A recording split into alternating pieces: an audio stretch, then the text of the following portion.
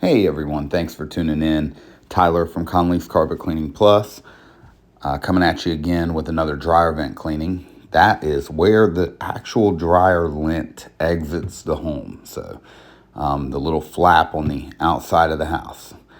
What we're doing here is running a camera all the way to the end, and then we're pulling it back so you can kind of see what we see when we're looking through your dryer vent to make sure that we can get out as much dust and fire hazards, of course, as possible. Sometimes you run into some blockages and different things like that. This one wasn't terrible, but obviously we cleaned it out as a preventative.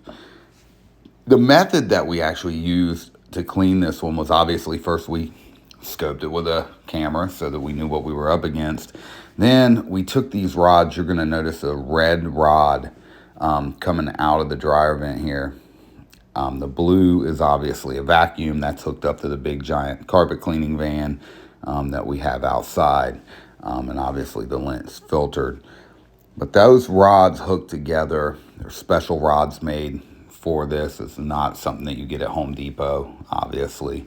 But those rods, on the end of those rods now are a brush that is going to brush the sides of the inside of the dryer vent to release the lint while we're sucking the lint out to leave virtually no mess.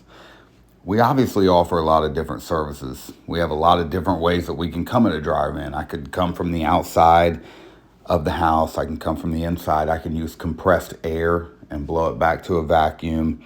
For most dryer vents that have a solid steel or galvanized line like this one, I like to brush it. And then obviously I like to suck it out because it leaves no mess. For us, it's just the easiest way to do it because we have so many different ways that we can go about it. This one seems to give us the best result. And we can check that result. If you need your dryer vent clean, give us a call, and thanks again for tuning in.